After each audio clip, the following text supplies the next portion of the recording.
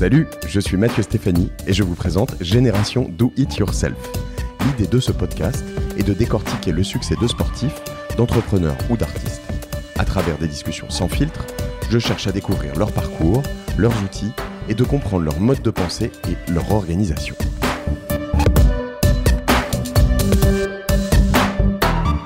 Ce podcast existe grâce à Cosa Vostra.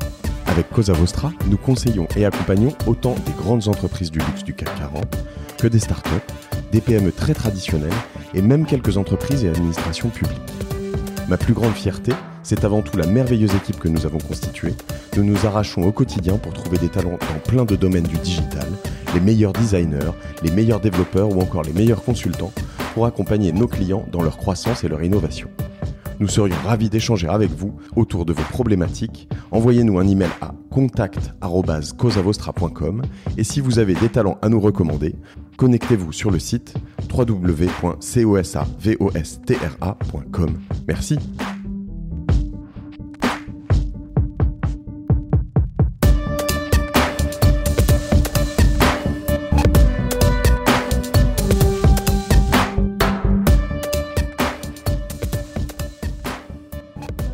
Bonjour à tous, j'ai le plaisir aujourd'hui d'accueillir Joachim Dupont. Salut Joachim. Salut Mathieu. Je suis ravi de te voir, on se connaît depuis quelques temps Joachim, notamment parce que tu as fondé Anaxago qui est investisseur dans une société que j'ai créée qui s'appelle WeFlash. Il n'y a pas de secret là-dedans je crois. Il n'y a pas de secret. Et est-ce que tu peux te présenter Joachim? Je peux te demander de te présenter s'il te plaît. Alors, Joachim Dupont, j'ai 29 ans, j'ai fondé Anaxago à 22 ans avec 3 associés et que je dirige aujourd'hui et je viens de créer Anaxago Capital, une société de gestion de portefeuille. D'accord. Beaucoup plus que ça aussi. Moi, ce qui m'a toujours frappé à chaque fois que tu me le redis, 29 ans... je pense que tu dois te vieillir un petit peu, tu vois, parce que à chaque fois que je te vois, je crois que la dernière fois qu'on s'était croisés, c'était un match au Parc des Princes, où tu m'avais dit que tu avais 27 ans, donc ça doit faire un petit bout de temps. Et je m'étais dit, quoi, il a 27 ans, lui? Et ça m'a pas mal frappé. Mais dans les rencontres d'entrepreneurs, je crois que je te l'ai jamais dit comme ça, mais tu fais partie vraiment parmi des plus jeunes, des moins de 30 ans qui m'ont vraiment le plus impressionné, Joachim. Et je tiens à te le dire en public, tu vois. Merci. Et parce que je trouve que c'est vraiment incroyable ce que vous avez fait avec Anaxago et vous avez brûlé des étapes de manière incroyable. Tu viens d'où toi Joachim? Alors moi j'ai grandi dans le sud de la France à Cannes jusqu'à mes 18 ans où ensuite je suis monté à Paris faire mes études à Dauphine où j'ai rencontré mes associés. Voilà, j'ai fait 5 ans de finance d'entreprise à Dauphine. J'ai quelques personnes du Sud. J'ai l'impression vraiment que l'accent du Sud n'est plus à la mode. Il faut l'effacer quand on vient du... Oui, il vaut mieux pour s'adapter. Il vaut mieux c'est vrai. S'adapter dans Paris 16. Il faut mieux le laisser. Je le reprends de temps en temps. L'hiver, en reprendre. Mais en effet, j'en parlais avec Chanty de Chanty Biscuit qui a pas beaucoup d'accent. On l'entend, ça dénote. Mais toi, je crois que je l'ai jamais entendu en effet. D'accord. Et donc, tu as grandi dans une famille d'entrepreneurs ou rien à voir? Oui, dans une famille d'entrepreneurs, de commerçants. Enfin, ma mère est commerçante, mon père était commerçant. Enfin, les deux sont plutôt entrepreneurs. Ma sœur a monté aussi son entreprise à 22 ans. Donc oui, d'accord. Voilà, on a le goût du risque et de l'entreprise. Et toi, c'est un truc que tu as toujours voulu faire? Pas forcément. Je me suis lancé dans la finance parce que j'aimais bien ça. Et puis en voyant assez vite, en commençant, je suis passé un petit peu dans l'assurance, un petit peu chez Lazare Frères Gestion, une partie gestion d'actifs institutionnels. J'ai vu très vite ce que le monde de l'entreprise avait à offrir, ses opportunités, ses limites aussi. Et je me suis dit que je préférais prendre des risques tant que j'avais rien à perdre. Donc c'était pas une finalité en soi, mais là mais c'était quand même une volonté de monter des projets. Et l'arrivée donc à Paris, Dauphine, c'était déjà vocation finance, quoi. Tu t'avais identifié le truc? J'ai découvert sur le tard, par hasard. J'ai postulé uniquement à Dauphine et en classe prépa. Je voulais pas faire de prépa, donc je suis très content d'aller à Dauphine. Et pour moi, c'est une très bonne école. Parce que oui, c'est ça, les masters, magister finance, hein, on est vraiment sur quelque chose qui est assez recherché quand même, hein, je crois. Bon, il y a plein, en fait, il y a beaucoup de choses à Dauphine, depuis le marketing, les ressources humaines, la finance. Moi, j'ai gardé un cursus plutôt financier, plutôt finance d'entreprise. Et sachant je suis rentré à Dauphine en 2008, donc au moment de la crise. Ouais. Donc là, c'était intéressant aussi.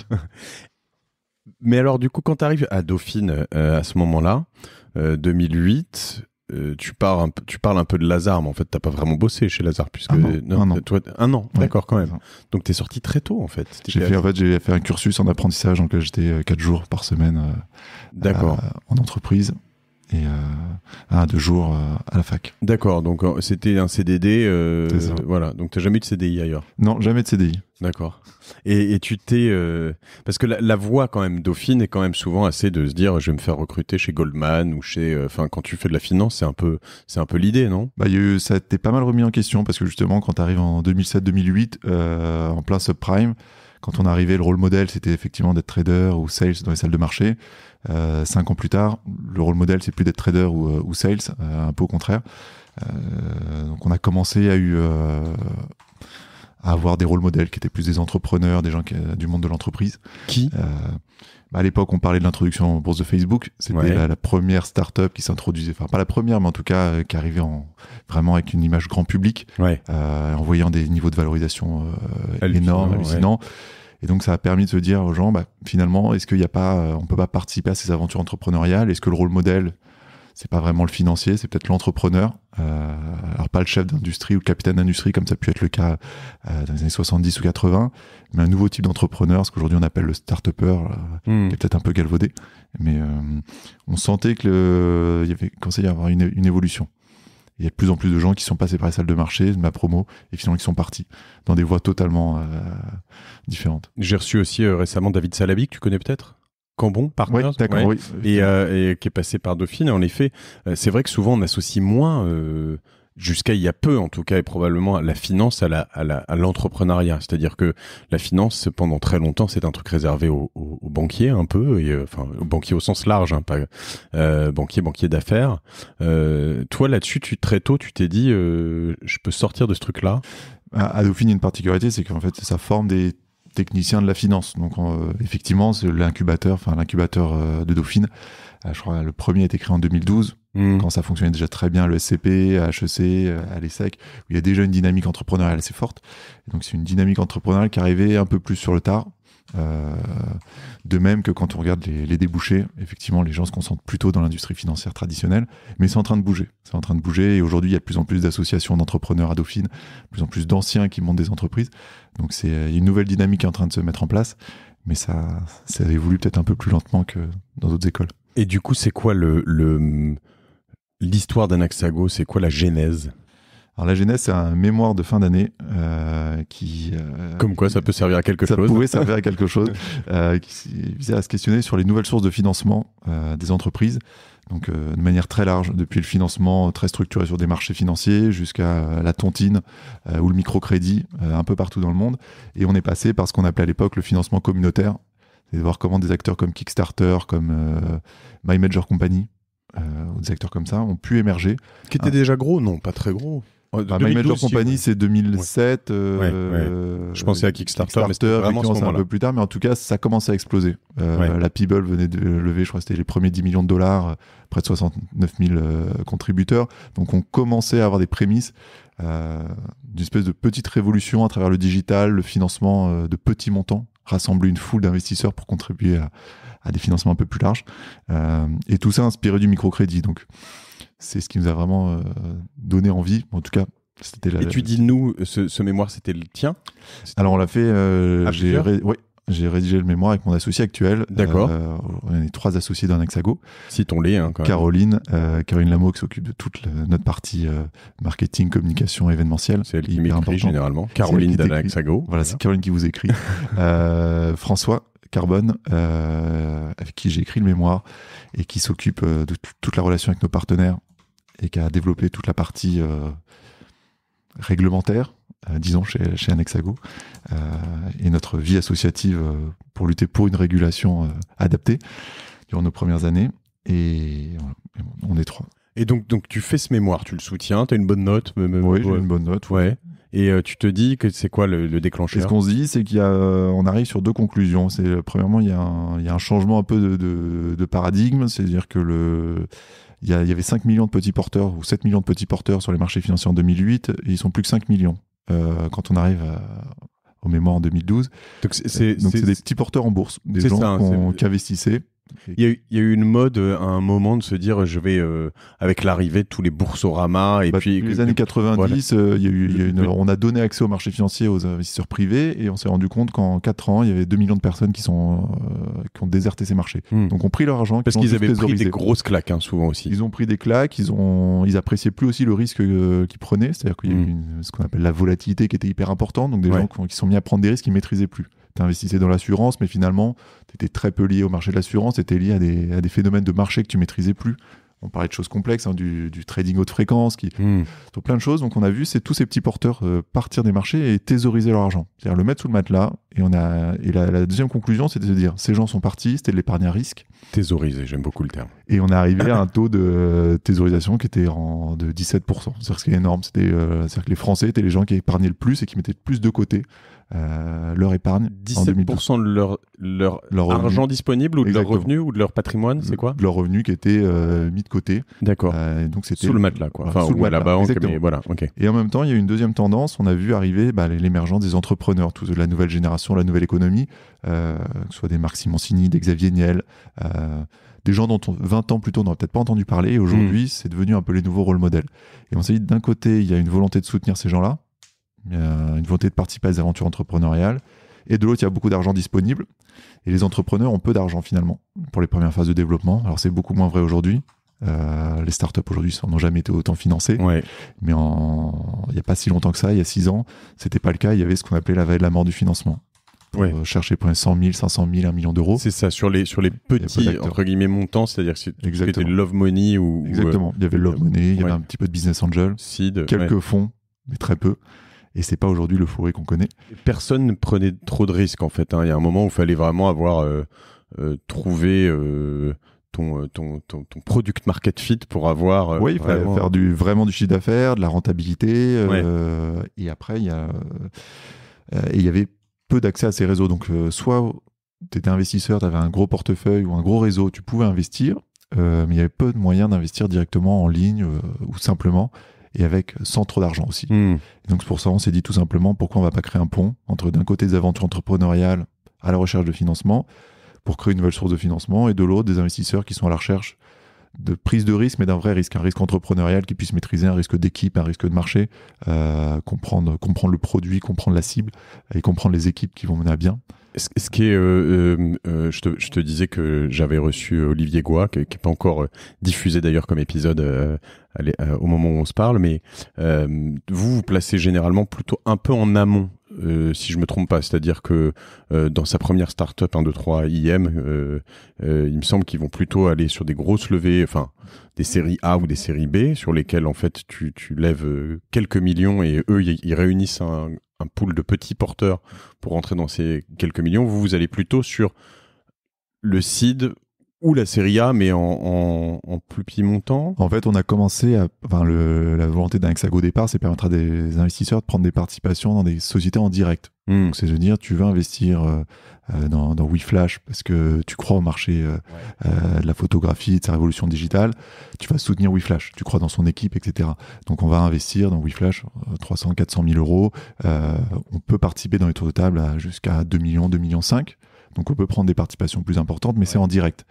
Alors que d'autres fonds se sont créés et ont permis d'investir, mais de manière diversifiée. C'est-à-dire qu'on confiait de l'argent à un asset manager, un 2, 3 ou un autre, et derrière, c'est lui qui allait faire sa répartition, qui allait choisir tel marché, telle équipe, etc. D'accord. Et avec une démarche il y avait beaucoup d'incitations fiscales à l'époque aussi. Donc tu investissais, tu réduisais ton impôt. Et tout ce qu'on a mis en plus, peut-être, c'est le fait de pouvoir avoir un accès direct à l'équipe, de savoir donc c'est toi qui choisis ton portefeuille finalement, et de soutenir WeFlash et pas une autre entreprise.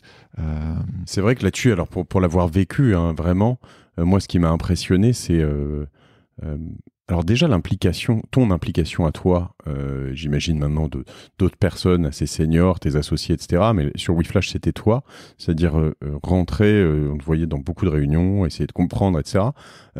Mais aussi finalement l'implication de la communauté. Il y a des échanges, un besoin de répondre à un certain nombre de questions, évidemment, puisque les gens qui investissent, que ce soit 1 000, 5 000 ou 40 000 euros, à chacun à leur échelle, c'est beaucoup d'argent. Et donc, du coup, tout le monde veut savoir dans quoi il investit. Et comme souvent, on investit dans des personnes, eh ben, il y a beaucoup d'échanges. Ce qui n'est pas forcément toujours facile à gérer du côté du founder ou du CEO, parce que du coup, il faut être capable de répondre sur les mêmes endroits. Mais c'est assez ouvert. Enfin, c'est fermé dans la communauté Anaxago, mais on essaie de ne pas reposer les mêmes questions 20 fois. Exactement. En fait, on essaye, nous, de travailler en amont, de poser 90% des questions que les investisseurs vont se poser. En tout cas, d'y répondre à travers la documentation. En fait, on fait un peu le travail de banque d'affaires en amont. C'est-à-dire que notre travail, c'est structurer un projet, essayer de contribuer à l'améliorer un petit peu du point de vue financier, du point de vue de la présentation aussi financière. Et derrière, c'est à l'entrepreneur de convaincre. Mais du coup, toi, on va revenir sur ce qui s'est passé quand tu avais 22 ans et quand vous l'avez créé, pourquoi, mais aujourd'hui, en 7 ans, tu as fait combien d'investissements ? Là, on vient de passer les 200 participations. On a déployé 120 millions d'euros. Donc voilà. Donc vous avez investi dans 200 boîtes. Ouais. Alors il y a aussi on reviendra là-dessus aussi. Il y a de l'immobilier. C'est là-dedans, c'est dans les 200. Aujourd'hui, oui, effectivement, on fait du private equity au sens large, beaucoup de capital risque. Donc dans les jeunes entreprises, on a pris une 60aine de participations, un petit peu moins, et on a fait près de 140 participations dans tout ce qui est développement de l'immobilier. C'est fou parce que tu vois, c'est vrai que j'imagine qu'il y a peu de personnes. Alors c'est le principe d'un fonds, mais qui ont investi autant aussi jeunes finalement. Oui. Il y a une belle cour d'expérience. On va dire. Et je viens très tôt sur les enseignements, mais avec 200 participations, c'est quoi pour toi quelques signaux de bons projets ou de mauvais projets ? Il y a des choses qui reviennent, il y a des patterns, il y a des... C'est très compliqué comme question parce que tout le monde finalement cherche la martingale. Il y a des gens brillants dans le monde du capital investissement et pourtant les performances ne sont pas extraordinaires. Donc ça veut dire que ce qu'on a compris, c'est que le principal risque, bon, forcément c'est le risque humain, c'est un peu tarte à la crème, mais derrière surtout c'est un risque d'exécution. C'est de se dire est-ce qu'il y a une capacité, une ouverture au changement des équipes dirigeantes qui est importante. Donc, on a de l'ouverture au changement chez les équipes dirigeantes, une capacité à comprendre un problème, à le tourner dans tous les sens, à écouter et à changer surtout. Parce qu'il y a beaucoup d'entrepreneurs en fait, qui peuvent être amenés à écouter aussi en disant finalement je vais écouter pour avoir de l'argent, je vais écouter ou je vais un petit peu me travestir ou travestir mon projet pour faire plaisir à l'investisseur. Mais l'idée, elle n'est pas forcément là. L'idée, c'est d'avoir une vraie ouverture au changement, d'être capable de s'adapter et d'avoir une grande résilience. Donc on se rend compte que c'est vraiment ce qui va faire la différence. Ça, c'est a posteriori, on a du mal à le savoir. Oui, c'est ça, c'est ce que j'allais demander. Comment tu sais si le type il a une bonne résilience, il est capable de changer? Après, c'est dans le travail qu'on fait avec eux au quotidien. C'est-à-dire que depuis le moment où on vient nous voir jusqu'à on va être en ligne ou financer le projet, il y a quand même pas mal de travail. Il y a pas mal de travail sur le business plan, sur les modalités d'investissement, ne serait-ce que la réaction par rapport au pacte d'actionnaires. Comment un dirigeant ou un entrepreneur réagit face au pacte d'actionnaires. Est-ce qu'il comprend les choses? Est-ce qu'on arrive... Finalement, c'est que du bon sens. Hein, donc, ou est-ce qu'il y a des points de blocage? Est-ce qu'il y a des conditions de principe un petit peu? Donc ça, c'est les premiers signaux faibles. C'est voir comment on interagit dans les premières phases. Et ensuite, on arrive sur des fondamentaux. C'est quel est l'actif concrètement dans l'entreprise. D'un point de vue financier, on dit que c'est un actif qui doit générer du cash flow. Je dis, qu'est-ce qu'on vient financer? Est-ce que c'est une communauté? Est-ce que un réseau de distributeurs? Est-ce que c'est une marque? Est-ce que c'est une techno? On essaye d'être très aussi, d'avoir beaucoup de bon sens paysan dans ce qu'on regarde. C'est-à-dire qu'il faut qu'il y ait un actif qui puisse générer du cash flow un jour. On aime bien avoir cette notion. Et alors, si on parle de 200 projets, alors bon, on mélange un peu d'IMO aussi, mais vous recevez combien de demandes de financement, de projets par mois, ou depuis le début? Je ne sais pas si tu as une idée. On reçoit à peu près un peu plus de 1000 dossiers par an. Après, par plein de canaux différents. Donc, on va beaucoup chercher aussi.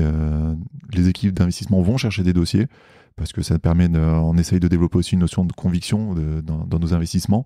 On croit beaucoup à la PropTech, donc tout ce qui est property tech, donc les technologies en lien avec la révolution numérique du bâtiment ou de l'immobilier au sens large, parce qu'on a une bonne maîtrise sur à la fois sur le digital et sur l'immobilier, sur tous les sujets de vieillissement de la population.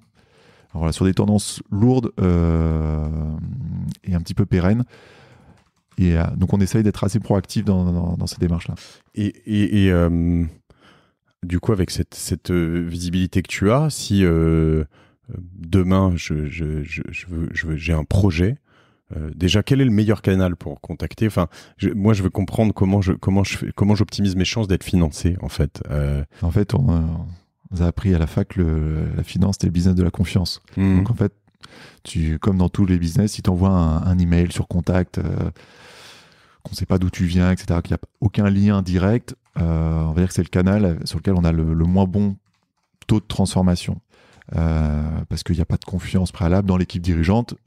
Donc le mieux en général, c'est de prendre contact avec les chargés d'investissement en direct, alors sur le site, mais en tout cas d'avoir une présentation déjà bien faite pour qu'on puisse tout de suite comprendre les enjeux. On reçoit énormément de projets, mais depuis des gens qui sont des projets presque des inventions. Qu'on ne finance pas, des projets qui sont des projets locaux. Donc là, c'est pas notre scope, donc d'autres le financent, mais non, on va pas financer de projets qui n'ont pas un fort potentiel de développement.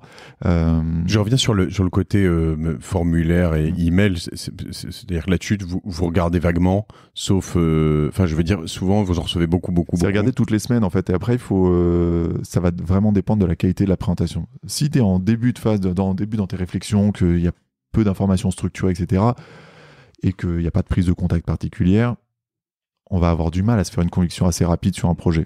Par contre, s'il y a une prise de contact bien spécifique ou via une personne qu'on connaît, ça fonctionne aussi beaucoup par bouche à oreille, via réseau d'entrepreneurs. Voilà, on sait déjà ce qu'on va venir financer. Tu as vu que Jean de la Roche-Brochard récemment mettait en avant sur Kima qu'ils avaient supprimé carrément leur formulaire parce qu'en gros, ils partent du principe sur un post très bien écrit que en gros si tu veux les contacter faut te démerder, faut trouver le moyen.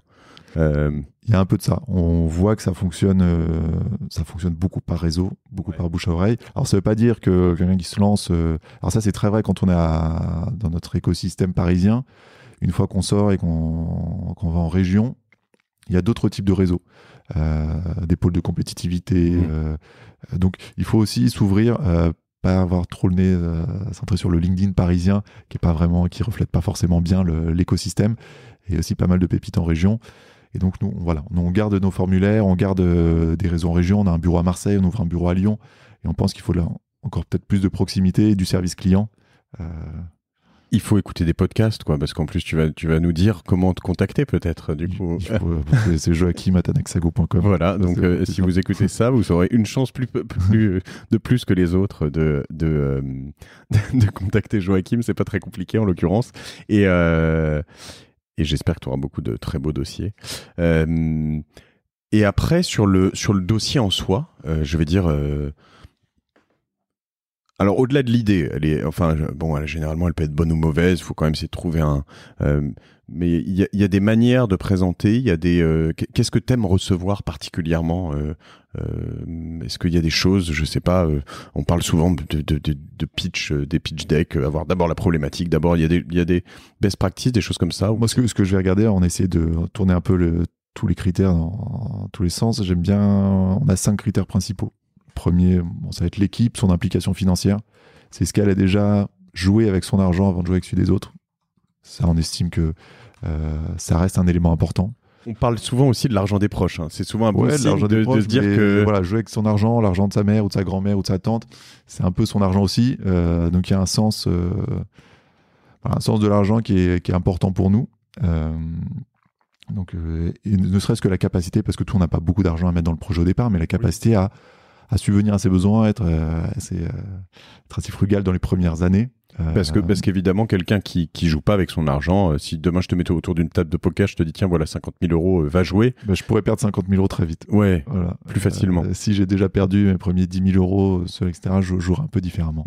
Et si c'est les tiens, c'est différent. Et si c'est les tiens, mais que c'est tes seuls 50 000 euros, qu'après 50 000 euros, t'as plus rien, tu peux pas manger. Ça change encore un peu. C'est ce que vous allez chercher. Donc ça, c'est un point assez important. Donc ça fait partie des signaux faibles. Il y a près de 40 points de contrôle chez nous, mais en tout cas, on joue beaucoup sur les signaux faibles. Donc, faut essayer de le mettre en avant potentiellement quand tu es. Ouais, c'est la frugalité, c'est-à-dire combien on a investi concrètement dans le projet. Est-ce que c'est de l'investissement parce qu'on s'est moins payé? Est-ce que c'est de l'investissement parce que on s'est débrouillé avec des subventions, parce qu'on a fait du chiffre d'affaires, parce qu'on a vendu du service pour compenser. Enfin voilà, on aime bien cette approche un peu pragmatique. Le deuxième point, ça va être l'actif. On en a parlé. C'est concrètement entre le moment où j'ai déposé mes statuts, le moment où je viens lever des fonds. Qu'est-ce que j'ai comme actif? Et ça, c'est au sens large. On ne fait pas que des actifs technologiques, mais quelqu'un qui a déjà une marque très forte pour regarder un réseau de distribution, même des clients, ça peut être bien aussi. Avec WeFlash, pour imager ce qu'on avait comme Alors, je peux reprendre d'ailleurs, premier point 1, implication financière, c'est qu'on avait déjà investi pas mal d'argent, nous, dedans, en tant que Cosa Vostra, mais aussi avec nos associés Thibaut et Julien, donc qui se payaient pas et pour qui c'était vraiment un sacerdoce, réellement. Et nous, on avait mis beaucoup d'argent pour la taille de Cosa Vostra à l'époque. Sur la deuxième partie, l'actif, c'était qu'on avait déjà un beau réseau de photographes et quelques clients. Donc, on bossait déjà avec deux ou trois gros acteurs du marché avec des contrats signés. Il y avait des grands comptes, il y a du chiffre d'affaires. Donc là, concrètement, une boîte qui fait du chiffre d'affaires avec une croissance mensuelle importante. L'actif est évident. Il y a un actif, en tout cas. Même si on n'est pas rentable. Il y a un actif qu'on est en mesure de valoriser. En tout cas, c'est pas juste un PowerPoint. Troisième point, c'est l'opportunité de marché. C'est là on va essayer de regarder, mais presque avec une approche de consultant, on va reprendre les bases de la compréhension d'un marché. C'est l'intensité concurrentielle, c'est le pouvoir de négociation des fournisseurs. Est-ce qu'on a une dépendance vis-à-vis d'un tiers en particulier? Moi, j'ai une histoire qui m'avait... je crois que tu connais... c'est toi qui m'avais présenté Simon, justement, au Parc des Princes. C'était l'histoire d'Upfit gratis à l'époque. À l'époque. Épisode numéro 1 de Génération Do It Yourself. Écoutez-le si vous voulez écouter une perle. Et ça, c'était pour nous, ça fait partie des use cases. En te disant, voilà, j'ai une dépendance importante à un tiers. Si le tiers demain me coupe mon accès, j'ai plus de business model. Et la boîte avait levé à l'époque 10 millions d'euros. Je crois que vous venez d'annoncer une levée de fonds de 10 millions d'euros. Donc voilà, ça fait partie. On regarde le marché au global, la population. Il y a beaucoup de services B2C aussi. On regarde, est-ce que finalement, avoir les 1000, 2000 premiers clients, c'est facile? Quid d'avoir 10 000, 20 000, 30 000, 50 000 clients ou d'avoir un produit mass market? Ça, c'est assez important aussi. Le quatrième, qui est presque le plus important, sur lequel on va le plus s'impliquer, c'est le plan de développement.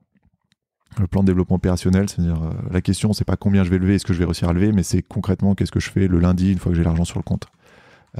Est-ce que j'ai levé assez d'argent, pas assez d'argent par rapport à mon ambition, par rapport à mon plan? Mais qu'est-ce que tu vas...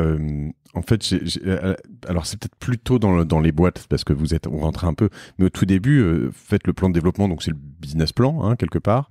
Et en fait, c'est jamais respecté, on est d'accord, un business plan. Mais c'est d'autant plus. D'accord. Parce qu'en fait, comme tu fais, tu as levé de fonds sur le principe que tu n'as pas respecté. Enfin, avant, c'était une phrase d'investisseur de dire le BP jamais respecté. Maintenant, ce qui est dangereux, c'est que c'est devenu une phrase d'entrepreneur. Mais il y a eu un switch. Et donc, on sait que le business plan ne sera pas respecté. Notre travail, pour nous, c'est de dire on n'est pas là dans une logique de vente, puisqu'en fait, on est séduit déjà par le projet. Donc, l'idée, c'est plus de se dire il faut qu'on nous vende des BP hyper ambitieux. L'objectif, c'est de nous vendre des BP qui soient crédibles par rapport à un plan d'action qu'on maîtrise. Quand on regarde le développement du chiffre d'affaires qui est très important sur les boîtes, en fait, le nombre de boîtes, on regarde tous les BP, les entrepreneurs avec la même phrase, c'est un BP conservateur. On se rend compte que les taux de croissance sont pas du tout conservateurs. Alors, le marché fait 50 milliards. Si je prends 0,5% du marché, alors ça, c'est la thèse que tu as eu 50 000 fois. On a cette thèse-là et on a aussi la thèse de je recrute 20 commerciaux et ça va aller très vite. Et par contre, on sait que recruter un commercial, ça prend du temps. Former un commercial, ça prend du temps. Et donc, nous, ce qui nous intéresse, c'est opérationnellement. On est lundi. Quelle est la première action qui va être mise en place? La première semaine, le premier mois, le deuxième mois. Et là, on reconstruit finalement à l'envers le BP en disant on oublie qu'on est dans la vente à des investisseurs. On est opérationnel. C'est-à-dire qu'on prend des hypothèses. Combien de temps je vais mettre pour recruter mon commercial? Combien de temps il va mettre pour porter concrètement pour apporter ses premiers contrats? Et là, d'un coup, ne serait-ce que quand tu as dit ça, tu dis je vais mettre 3 mois à le recruter, 3 mois à le former. Finalement, il y aura l'été au milieu. Il fera du chiffre d'affaires au bout de 11 mois, 12 mois, 13 mois si je ne me suis pas planté. Une fois que tu fais ça, tu t'es déjà pris 12 mois d'écart dans les revenus complémentaires grâce à ce... Et on essaye comme ça de reconstruire un business plan qui nous paraît crédible. Et à la fin, on arrive peut-être à une conclusion qui est autre, qui est de dire on n'a pas assez d'argent, ou peut-être qu'on en a levé trop, ou peut-être ce qu'on a prévu dans le BP, finalement, c'est pas hyper pertinent. Et c'est là-dessus qu'on estime avoir le plus de valeur ajoutée, ou parfois il n'y en a pas, parce que les plans sont très pragmatiques, et parfois il y a un grand écart. Et là-dessus, c'est vrai que c'est très compliqué parce que en fait, il faut apprendre du côté de l'entrepreneur. Toi, par exemple, tu n'es pas passé par là, je crois pas. Vous n'avez pas levé, vous? On a levé un petit peu, on a levé 1 million d'euros, on doit être la fintech la plus rentable et la moins financée de France. Mais cet argent, on est d'accord qu'il sert quand même à être alors le terme est peut-être galvaudé, mais être un peu cramé, c'est-à-dire dans le sens, pas n'importe comment, mais qui sert à être dépensé. Tu prends pas de l'argent, tu prends pas 5 millions, 10 millions ou 52 millions comme l'Endix récemment, enfin, devenu October, pour les garder sur ton compte. Non, en fait, tu peux les cramer. En fait, ce qu'il faut éviter, en fait, il y a beaucoup d'échecs dans l'entrepreneuriat ou de boîtes qui vont au tapis parce qu'il y a le double effet ciseau.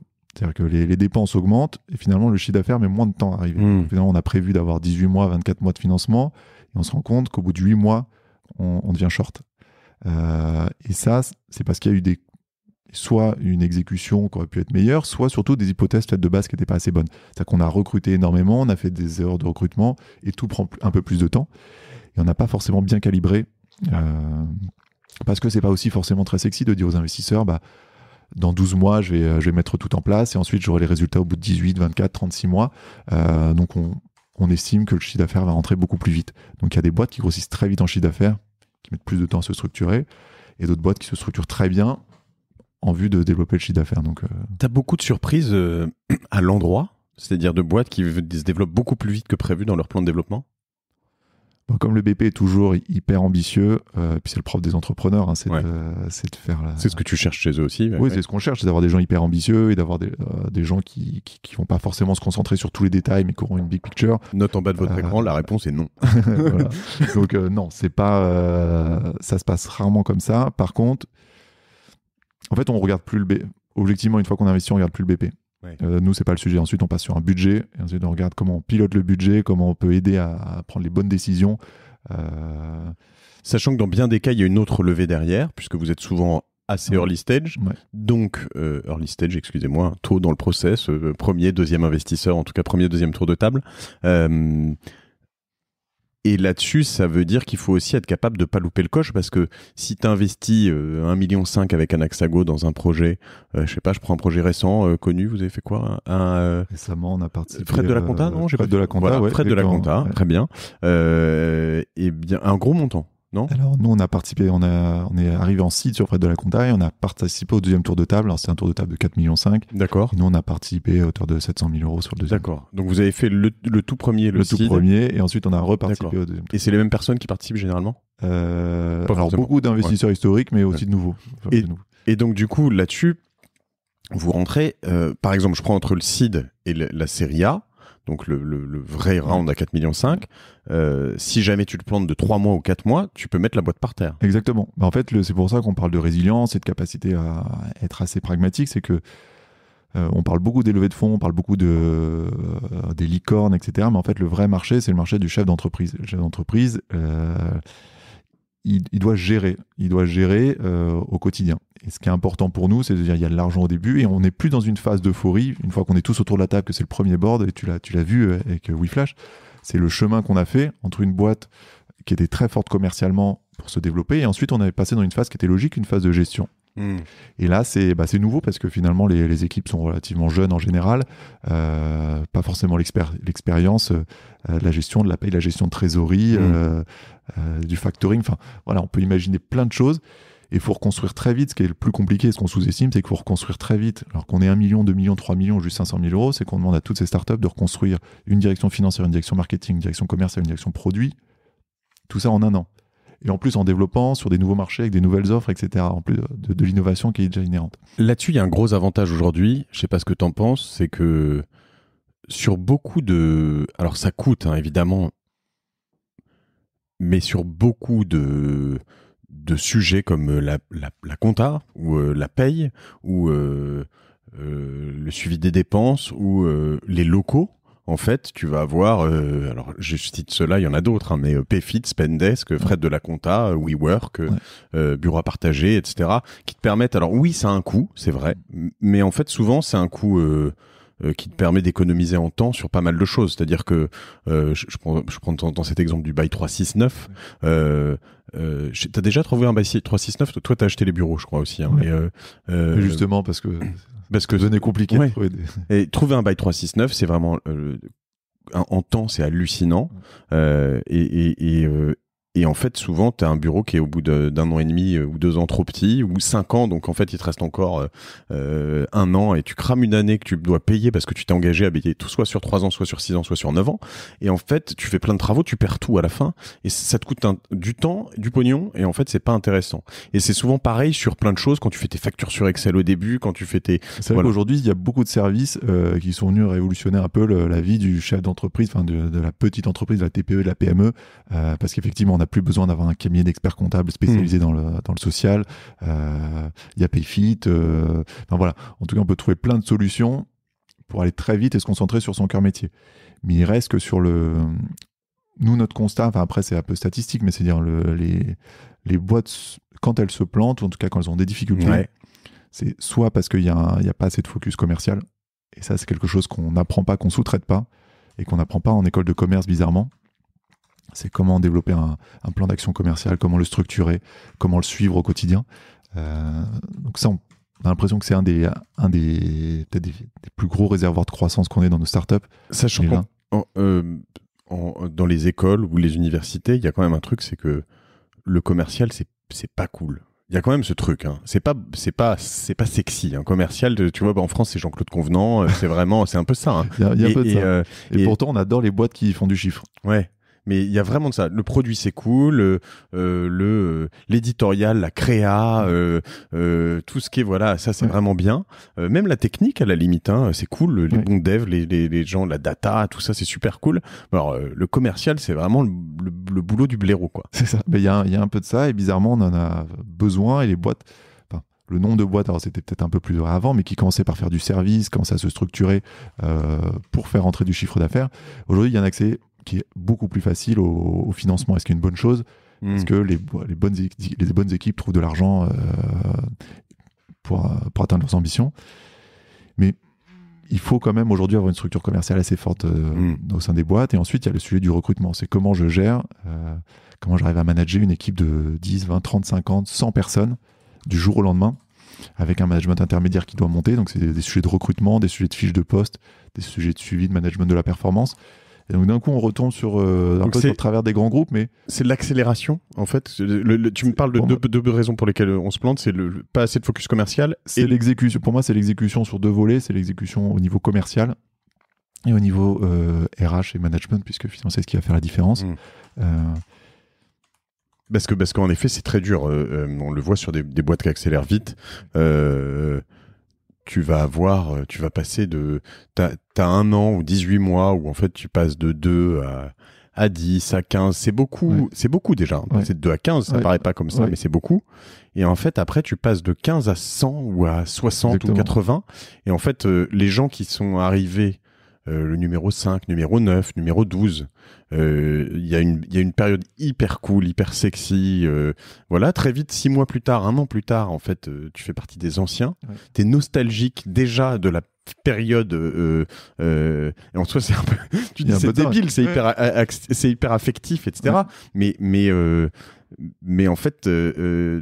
Tout le monde doit vivre de ça et enfin vivre là-dessus, et à la fois il y a plein d'opportunités aussi pour eux, parce qu'en 6 mois tu deviens c'est un cadre, un senior, un machin. Il faut changer en fait. Des gens qui t'avais besoin d'un peu de couteau suisse dans un premier temps, des gens très polyvalents, t'as besoin d'experts dans un deuxième temps, t'as besoin de beaucoup plus de management, donc des gens qui étaient indépendants, autonomes, que t'as recruté pour ça aujourd'hui doivent devenir manager, donc beaucoup moins hands-on, avec beaucoup plus de leadership, etc.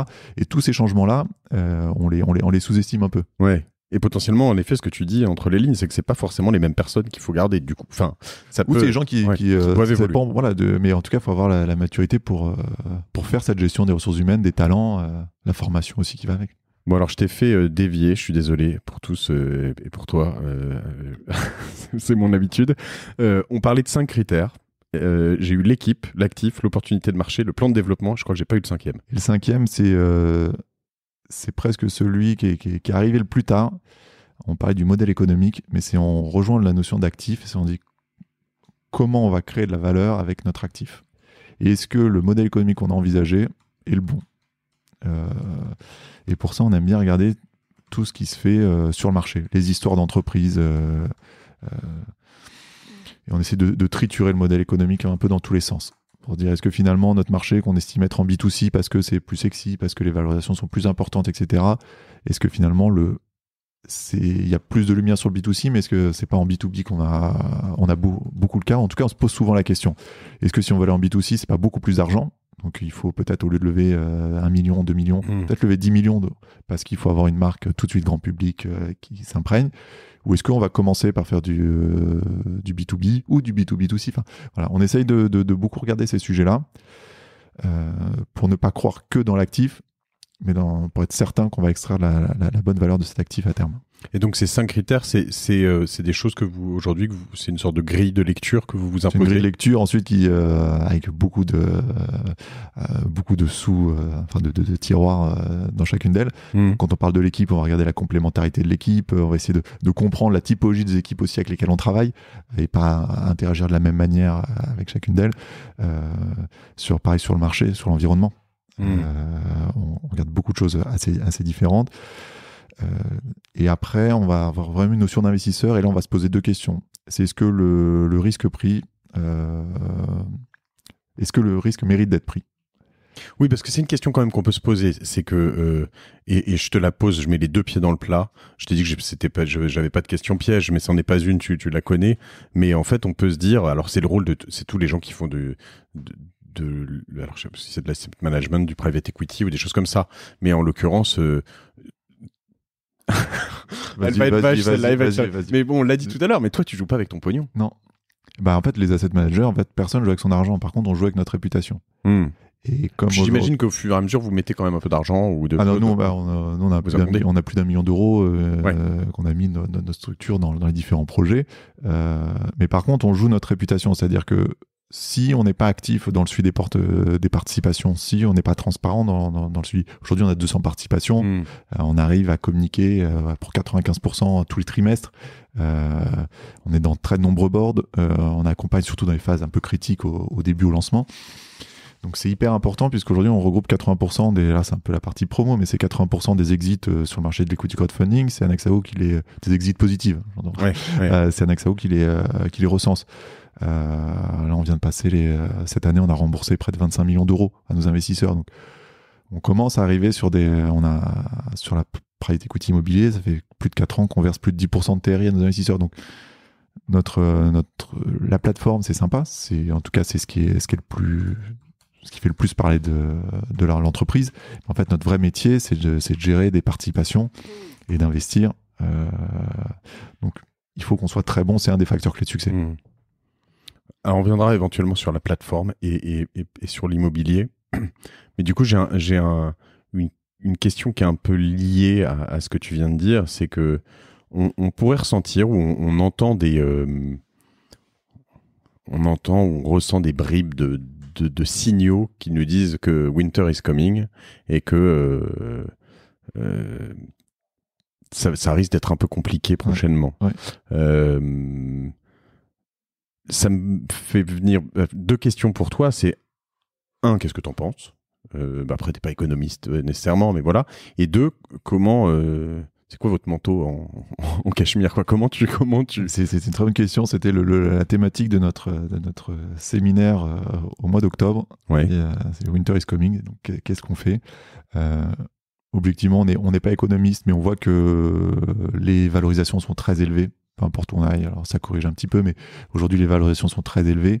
Il y a beaucoup d'argent disponible. Ce qu'on appelle les taux de capitalisation, le rendement de l'argent est de plus en plus faible sur plein de classes d'actifs différentes.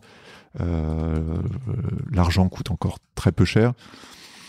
L'immobilier est très haut, donc on voit concrètement qu'on a peu de réservoirs de croissance devant nous sur les grandes classes d'actifs qu'on connaît.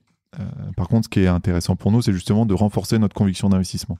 C'est-à-dire quelles sont les tendances qui sont fortes et qui ne seront pas chahutées durant les 10 prochaines années, ou dans lequel il y a de tels réservoirs de croissance. On parle de l'immobilier, la digitalisation de l'immobilier.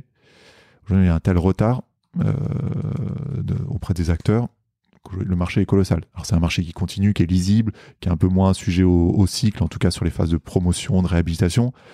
Parce qu'aujourd'hui, 70% de notre activité, c'est le financement de la réhabilitation, de la promotion immobilière. On sait que dans les 2 prochaines années, de toute façon, on sera en phase de construction.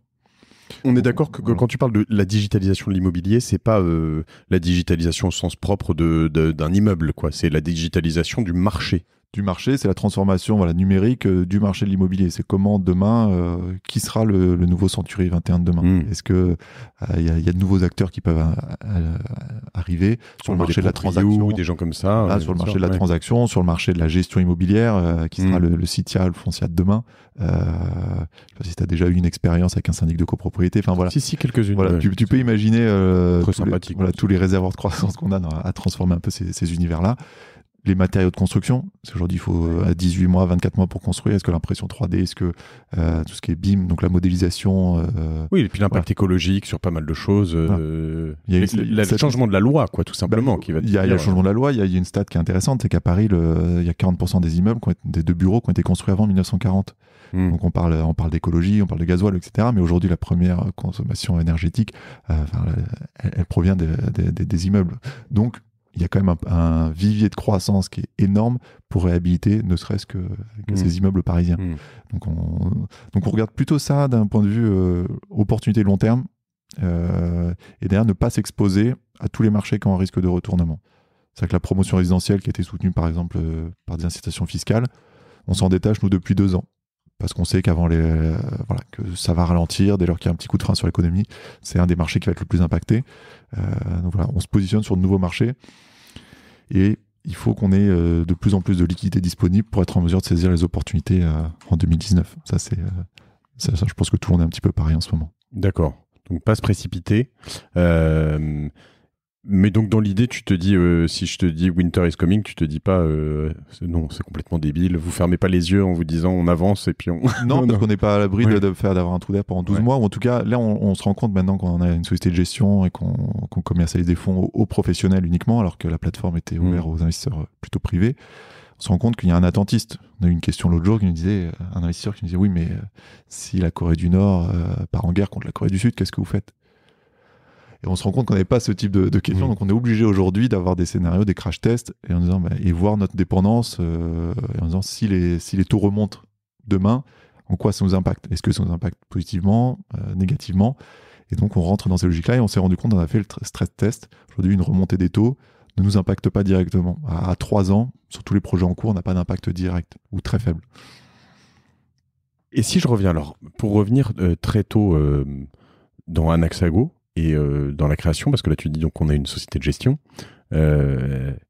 c'était votre idée d'origine? Enfin, je veux dire, est-ce que finalement tu dis à l'origine on fait du crowdfunding, on va demander à des gens d'investir dans une boîte ou dans un projet IMO ou dans un truc, et puis on va prendre un petit pourcentage, ou vous vous êtes toujours dit on va créer un... Notre idée, à l'origine, c'était de se dire on va offrir à des investisseurs privés les opportunités auxquelles ils n'ont pas accès ou qui sont réservées aux professionnels. Il y a encore dans la finance, dans les services financiers, en fait, il y a beaucoup de services qui sont réservés aux très aisés. Ouais. Alors t'accèdes à la banque privée si tu as 1 million d'euros de patrimoine, t'accèdes à la gestion de fortune si tu en as 5, au family office si tu en as 20. Alors que finalement, personne ne travaille pour t'aider à créer ce patrimoine. C'est-à-dire que tu as des produits moins bons dès lors que tu n'as pas trop de patrimoine. Et on s'est dit, là-dessus, il y a une espèce d'injustice où c'est pas forcément logique. Donc, il faut qu'on donne accès à toutes les classes d'actifs aux investisseurs privés. Et à partir de 1 000 euros, qui était... Parce que j'allais te poser une question. Donc, à partir de 1 000 euros, je peux investir dans Fred de la Compta ou WeFlash. Dans un projet immobilier. Et aujourd'hui, quand on a lancé l'immobilier, on a donné accès à une classe d'actifs qui rapporte entre 8 et 12% par an. Ça fait 4 ans qu'on sert 10 à partir de 1 000 euros. Et ça, sur des périodes de 18 mois. Donc, cette classe d'actifs n'était pas accessible aux particuliers. Ça, vous créez ça en 2014. 2014, d'accord. L'immobilier, c'est 2014. Ouais. D'accord. Et la partie investissement, c'était dès 2012. 2012, oui. D'accord. Alors, explique-nous comment techniquement vous décidez de créer Anaxago. Ça s'appelait déjà Anaxago ? Alors oui. Alors en 2012, on décide de créer Anaxago. Pour la petite histoire, on devait partir. Mes associés ont fait des échanges universitaires. Ouais. Et moi, j'ai eu une dérogation pour dire on va monter la boîte 6 mois plus tôt parce qu'on sentait qu'aux États-Unis, il y avait ce qu'on appelait le Jobs Act, donc une régulation qui allait arriver pour permettre le développement de ce qu'on appelait l'equity crowdfunding. Ok. Donc, on s'est dit il faut se lancer 6 mois plus tôt parce que sinon, on sera au mois de juin, il y aura déjà beaucoup de concurrence américaine. Donc, on s'est lancé en mois de février 2012 avec 20 000 euros en poche. ce qui me paraissait déjà énorme. C'est ça. Et qu'on a récupéré auprès d'un crédit étudiant pour faire des études à l'étranger. Ah, d'accord, donc voilà. très bien, de l'argent détourné. Voilà, j'ai le plaisir d'annoncer qu'au mois de février, j'aurais fini de rembourser mon crédit étudiant. C'est vrai, cette année? Ouais, c'est bravo.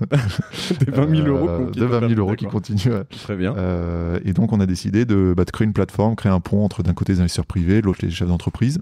Et on a eu un bon timing, en fait. C'est-à-dire qu'on ne parlait même pas de crowdfunding, on ne parlait pas de fintech à l'époque. Et donc, il y a eu une vraie émulation à ce moment-là. D'accord. Ce qui nous a permis de collecter 2012-2013, enfin première levée de fonds 2013. On était la deuxième entreprise financée. On a levé 150 000 euros pour nous. D'accord. Sur la plateforme. Sur votre plateforme, vous avez levé de l'argent pour Anaxago. Exactement. La première, c'était qui? La première, c'était une boîte qui faisait Visimo. C'était une boîte qui faisait de la modélisation. Ah, je vois très bien. Laurent Soubreville. Exactement. D'accord. Qui faisait de la modélisation 3D d'événements et pour les promoteurs déjà. Et ensuite, donc deuxième entreprise financée, et on a investi. C'est fou, c'est quand même très incestueux comme ça, approche. Hein, en fait, les gens nous sont venus nous voir en disant on aime bien ce que vous faites, les entreprises que vous présentez, mais est-ce qu'on ne pourrait pas investir chez vous? Et comme on n'avait toujours que 20 000 euros, on s'est dit pourquoi pas. Et donc, on a fait rentrer comme ça quelques actionnaires, et on a levé 2 millions la première année pour les entreprises financées. C'est pas mal déjà. On a fait 2 millions, 16 en 2013. Ensuite, ça a triplé. On a fait 2, 6, 15, 20, 30. Cette année, on va faire 40 millions d'euros de collecte. D'accord. Et oui, c'est quand même assez. Et du coup, le modèle, c'est quoi? Vous prenez un petit modèle, on a des frais d'entrée. Et ensuite, on a. Combien? Entre 4 et 7% en fonction du montant qu'on va lever. Et ensuite, on va avoir des frais, des commissions de surperformance ou des carrés d'intérêt. C'est-à-dire que si on vend les participations avec plus-value, on est intéressé à la plus-value. Et s'il y a des moins-values, vous avez quand même en fait, non, en fait, s'il y a des moins-values, c'est courant dans le marché. Okay. Voilà. Alors aujourd'hui, je touche du bois sur la partie immobilier. Il y a pas, on maîtrise on a 0 taux de défaut. On a 7 entreprises en capital risque qui ont fermé. Et on en a revendu 8 avec des multiples entre 1, 3 et 7 pour le plus important. Sur les 200, il y en a 7 qui ont fermé. Enfin, sur les 200 investissements, il y a 7 boîtes qui ont fermé. 7 boîtes qui ont perdu tout. Voilà. Ça arrive. Exactement. C'est bien expliqué hein, chez vous. Je dois dire que je sais pas par quelle magie je me suis retrouvé, mais alors j'admire le suivi commercial chez vous, des gens très sympas et voilà, et pas relou du tout. Mais en effet, dès que tu parles, t'es intéressé sur un truc, t'expliques bien, attention là-dessus.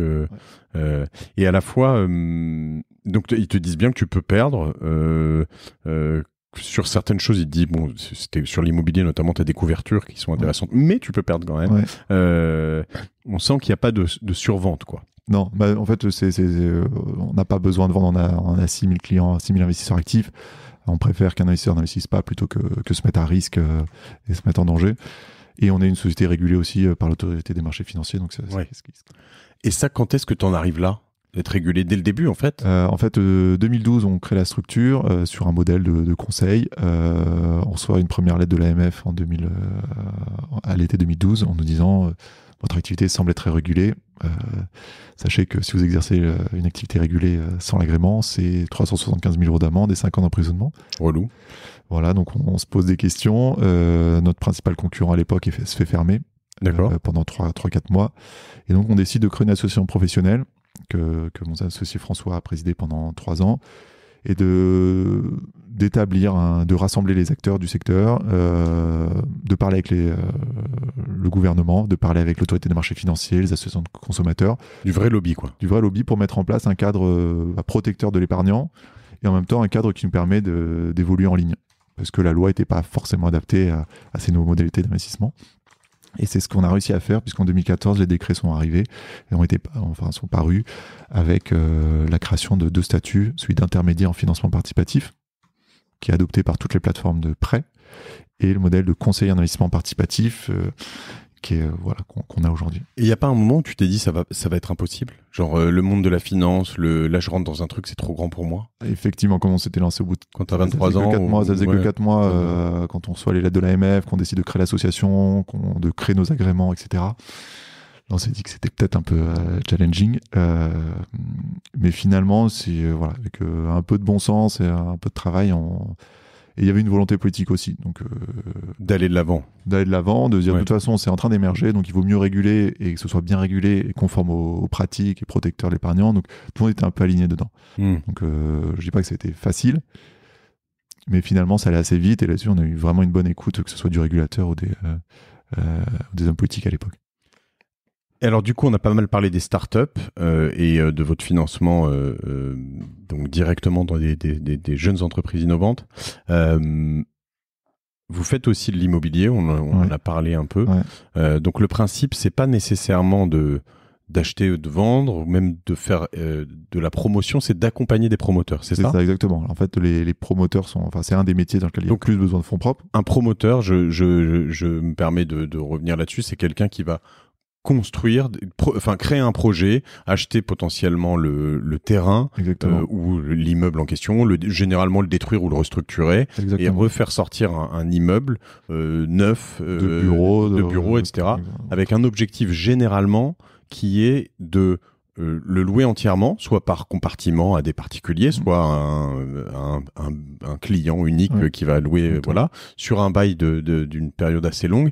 Et s'il a un bon rendement, souvent de le revendre à un investisseur qui va se dire ok, j'ai un immeuble avec un locataire sur X temps. C'est ça. Hein. Et il y a aussi beaucoup d'opérateurs, promoteurs dans le résidentiel. On connaît les gros, Nexity, Kaufman & Broad, etc. qui ont beaucoup de résidentiel. Et c'est un métier dans lequel il y avait en 2014 énormément, sortie de crise, énormément de besoins de financement. C'est-à-dire que pour relancer un programme, il faut mettre beaucoup de fonds propres. Et donc, pour repartir un cycle d'investissement, des banques, les assureurs sont venus nous voir en disant est-ce que votre solution ne peut pas s'adapter pour soutenir financièrement ces opérateurs-là ? Ah, c'est venu du marché. Exactement. Puisqu'on ne connaissait pas du tout, très peu le marché. Et donc, on a fait un test avec un opérateur qui était assez emblématique, Calelitos, avec des premières grosses résidences avec une architecture assez incroyable. Et on a levé 1 800 000 € en 50 jours auprès de 50 investisseurs. Ce qui était le premier projet qui était... En combien de temps, 15 jours, t'as dit ? En 50 jours. En 50 jours, et c'était le premier projet européen de financement comme ça d'une résidence assez importante avec un pari architectural, etc., qui était financé par une communauté assez large d'investisseurs privés. Et depuis, donc on a levé 2 millions la première année et jusqu'à cette année où ça représente une grosse partie de nos investissements puisque on va investir près de 34 millions d'euros cette année. D'accord. C'est assez fou. Et ça en 4 ans En 4 ans, oui. D'accord. Et pourquoi on vient de chercher, alors que je comprenne, pas forcément au niveau macro, mais l'idée c'est de se dire en gros, un promoteur, il n'arrive pas à trouver d'argent auprès des banques parce que les taux d'intérêt... Il trouve auprès des banques, sauf que les banques lui disent, voilà, vous deviez mettre 7-8% du prix de revient de l'opération en fonds propres. Et finalement, avec BAL 3, avec des contraintes plus importantes, ça veut dire finalement, maintenant, vous allez plutôt mettre 10, 11, 12%. Donc vous apportez entre guillemets les fonds propres du promoteur. Voilà, donc au lieu d'investir en fonds propres dans une start-up ou autre et de participer à la marge, la revente, là on participe à une opération de promotion et on prend 5, 10, 20%, 30% de l'opération et on a un TRI, donc un rendement qu'on perçoit à la fin, une fois que tous les biens sont vendus, qui va évoluer entre 8 et 15%. C'est ça, c'est hallucinant. C'est vrai qu'il y a un moment... quand je regardais ça au début, tu te dis non mais attends, son truc c'est pas possible quoi, parce que t'es entre 9 et 15%, tu te dis mais et ça vous en avez pas planté, je crois. Il y a eu des gros coups. Il y a un opérateur qui a fait défaut et en fait il y a beaucoup d'acteurs de la place qui avaient financé le même opérateur et on a décidé nous de racheter les programmes. Qui a été finalement un très beau coup de com' pour vous, c'est de montrer vraiment la... Je sais pas si c'est un beau coup de com' parce qu'il y a eu 80 retombées presse négatives en disant que c'est la fin du modèle du marché du crowdfunding et finalement quand on a repris les programmes, on a eu une retombée. Donc là, il y en a une deuxième. C'est pas de la presse, mais voilà. Mais en tout cas, c'était important pour nos investisseurs de montrer que dès lors qu'on avait une idée et qu'on avait la possibilité de faire quelque chose pour sauver leur argent, on était en mesure de le faire. Donc on a investi sur nos fonds propres, on a racheté les programmes, là on les a livrés, on est en train de finir les commercialisations et on espère rembourser 80-100% de l'investissement de nos clients. D'accord, donc vous défendez vraiment des intérêts, voilà, ce sera peut-être plus difficile dans des périodes de vaches maigres, mais dans l'idée, c'est vraiment d'être... C'est une structure, c'est une démarche entrepreneuriale, voilà, et d'investisseur actif. Exactement, comme tu le dis, si tu fais pas ça, à la fois, tu parlais de la confiance, hein, mais et donc la finance et le business de la confiance, vous devez rester au-delà des contrats et au-delà d'un certain nombre de choses. On est plus petit que la moyenne, on est plus, on est moins financé que les autres, on n'a pas d'investisseur institutionnel au capital, on est indépendant, donc c'est important de montrer qu'on peut faire la différence sur ces niveaux. Et ces projets, ils sont généralement sur des périodes relativement courtes? Oui, c'est entre 12 et 24 mois. D'accord, très bien. Donc là, on participe par exemple à une grosse réhabilitation à Marseille, ça va durer plutôt 36 mois, et on arrive avec des montants de plus en plus importants aussi. Et on finance aussi maintenant le développement des groupes immobiliers en tant que tels.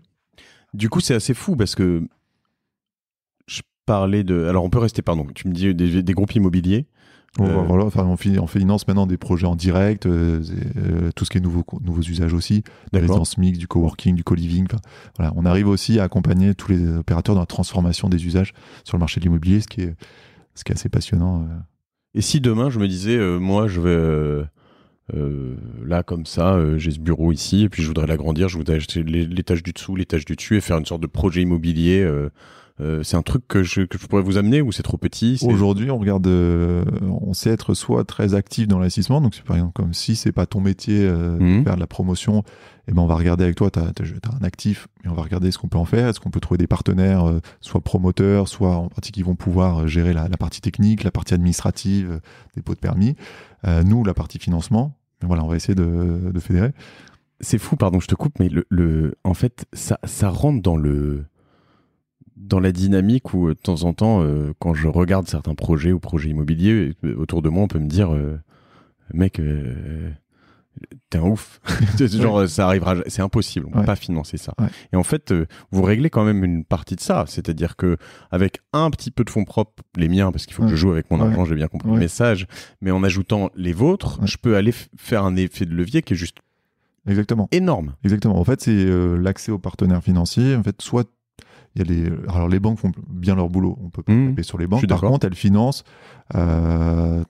soit 50, 60%, mais il faut quand même des fonds propres à un moment. Et trouver des partenaires aussi sur des projets de taille intermédiaire. Racheter un immeuble à 200 millions d'euros, c'est peut-être un peu plus facile que de trouver un partenaire qui va mettre 2, 3, 4, 5, 6 millions d'euros. Parce que c'est pas... Voilà. Et sur des projets aussi un peu atypiques sur lesquels il faut prendre un risque de promotion, un risque de mise en exploitation. Enfin, c'est ce qu'on fait à Marseille, par exemple, dans la réhabilitation. C'est qu'on vient porter la réhabilitation, puis ensuite il y a une mise en exploitation, le temps que les résidences se remplissent, et on sortira au terme. Et donc il faut aussi avoir des investisseurs qui sachent jouer avec cette notion-là. C'est fou tout ce qu'on se dit et tout ce que j'apprends sur ce podcast, parce que... Tu vois ce que je disais tout à l'heure sur les outils de gestion d'une entreprise qui ont beaucoup évolué, qui facilitent pas mal de choses. Après, la difficulté, c'est de les connaître et de suivre, d'être à la page, quoi. Et c'est un peu pareil sur la finance personnelle. C'est-à-dire que qu'est-ce qui se passe quand j'ai, je sais pas moi, 2000 euros ou même 200 euros par mois à mettre de côté, quand j'ai 50 000 euros de patrimoine à investir, ou 200 000, ou 500 000, ou 1 million ces choses ont énormément changé en 10 ans, en fait. C'est-à-dire que aujourd'hui, tu as accès à des trucs chez toi sur deux produits différents, de l'investissement dans des startups, donc du vrai capital risque où je risque de perdre, un peu moins risqué peut-être sur l'immobilier, de l'immobilier réel, pas chez toi, là, mais acheter de la pierre, et puis prêter de l'argent aux entreprises en passant par October, et puis investir dans des fonds, et puis voilà, en fait, c'est complexe, quoi. C'est complexe et je pense qu'en fait on voit sur notre communauté d'investisseurs, il y a 100 000 inscrits aujourd'hui sur la plateforme, il y a que 6 000 investisseurs actifs. Donc on voit que c'est encore trop complexe. On a touché des gens qui étaient à la recherche, qui étaient connectés, et on a des gens qui sont plutôt avant-gardistes dans la démarche. Maintenant, la problématique, c'est comment on arrive à passer à l'échelle et comment on arrive à rendre tout ça intelligible. Aujourd'hui, on est capable de parler de promotion immobilière, je suis capable de rentrer dans le détail sur la promotion immobilière, mais l'objectif, c'est que ça devienne une classe d'actifs en disant je peux investir, j'ai des liquidités sur 18 mois, 24 mois, j'ai hérité 10 000, 20 000, 100 000 euros, je sais, j'investis dans une classe d'actifs que je comprends et je vais placer, je vais diversifier, etc. C'est pour ça aussi qu'on crée la société de gestion, pour créer des fonds, pour faire le travail de diversification. Et en disant, tu n'auras peut-être pas l'expertise pour dire je vais aller investir dans WeFlash, dans tel programme immobilier. Maintenant, je fais confiance à cette équipe. qui va me positionner toujours sur des classes d'actifs un peu alternatives et avec plutôt des hauts rendements. Mais en tout cas, je leur fais confiance pour faire la location. Et toujours avec du coup ce qui peut te permettre de l'autre côté, quand vous créez ce genre de fonds, de donner accès à des gens sans qu'ils veuillent aller diguer dans WeFlash exactement. Et vous aussi d'être capable de vous dire sur un projet, je peux initier le financement en disant bon, il y a 1 million à financer, déjà sur ce fonds-là j'en mets 200 000. C'est ça. Et comme ça tu es déjà à 20% de complétion. Très bien. Et là-dessus, pour revenir sur cette question des différentes approches, tu as aussi souvent beaucoup d'intermédiaires. Je veux dire, dans la finance, tu as des banques privées, des conseillers en gestion de patrimoine, des tas de gens comme ça. Et j'ai l'impression que, justement, quand je reviens sur 1, 2, 3 IM, October, Anaxago, tes concurrents, etc., vous jouez ce jeu-là, vous ? On est un modèle en fait des intermédiaires en fait, dans toute l'économie collaborative, on a vu qu'on a supprimé les intermédiaires, on a mis des tiers de confiance. Donc c'était vrai pour Airbnb, c'était vrai pour Uber ou pour plein de structures qui sont nées de ces mouvements-là. Donc nous, on essaye de désintermédier au maximum. Ce qui fait que tu as moins de gens qui prennent aujourd'hui, si on est capable de servir objectivement 10% par an des investisseurs sur l'immobilier, c'est parce qu'il n'y a pas d'intermédiaire. Tu remets un intermédiaire qui doit être payé parce que le conseil, parce que la gestion, etc. Ouais. Bah, tout de suite, tu perds 1 ou 2% par an de rendement. Donc on est né de la désintermédiation pour les investisseurs de bénéficier accéder en direct et de manière transparente à de nouvelles classes d'actifs. Il faudrait des intermédiaires qui soient payés pas à la commission, en fait, au conseil, quoi. Mais le problème, c'est que le client veut pas. C'est la tendance, mais ça devient de plus en plus compliqué. Mais c'est un peu la tendance actuelle avec la réglementation, etc. Donc nous, notre vision, c'était ta première question tout à l'heure, c'est de dire on veut être une solution pour se créer un patrimoine, le préserver, l'optimiser ou se faire plaisir avec. Parce qu'on a la notion de plaisir qui est assez importante quand on fait du capital risque. Une fois qu'on aura couvert ces 4 aspects de la vie de l'épargnant ou de l'investisseur ou de la gestion de son patrimoine, voilà, on n'aura plus à attendre d'avoir 5 millions sur le compte pour accéder à un service un peu de qualité. Et alors toi, dans tout ça, tu as quand même Enfin bon, c'est le propre de tout entrepreneur, mais tu es à la fois... donc tu es CEO, hein, tu es associé et patron. Bon, chacun une répartition que tu pourras nous expliquer éventuellement.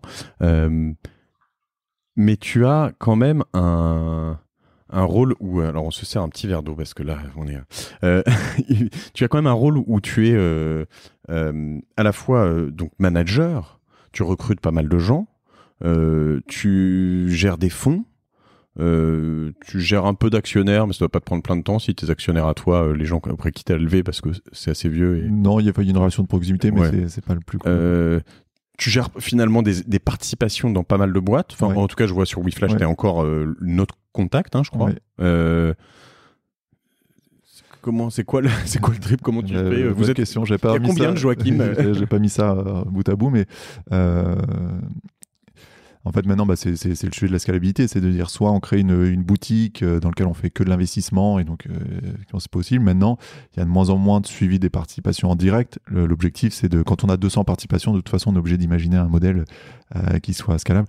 Avec WeFlash, c'est un bon exemple. Il fallait être là dans certaines phases assez structurantes. Maintenant qu'on a passé un petit peu le flambeau à de nouveaux investisseurs, on peut avoir des remarques de bon sens, etc. pour aider, mais pour nous, on a passé la phase dans laquelle il fallait accélérer sur la structuration de la gestion de la boîte. Oui, et puis déjà, vous êtes passé d'une belle part du gâteau à moins grosse, puisqu'il y a eu d'autres levées après et qu'il y a une forme de dilution. Oui, puis il faut aussi être conscient sur ce qu'on peut apporter. C'est-à-dire qu'aujourd'hui, dans le capital risque, la vie d'un VC, c'est toujours 8 à 10 heures par jour, c'est-à-dire qu'il a un nombre de participations limité.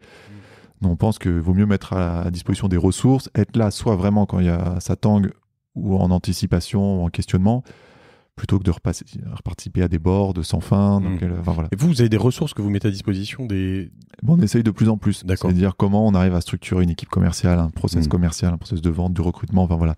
Vous mettre juste à disposition des partenaires, ou en tout cas, donner ce petit coup d'accélération pour mieux exécuter. D'accord. Et ensuite, sur la partie immobilière, c'est gérer les risques de 150 participations. C'est comment, dès qu'on a un reporting, on voit qu'il y a Par exemple, là, on est allé très loin, jusqu'à racheter des programmes, donc finir la promotion, commercialiser les biens, et des programmes qui mettent plus de temps à se commercialiser.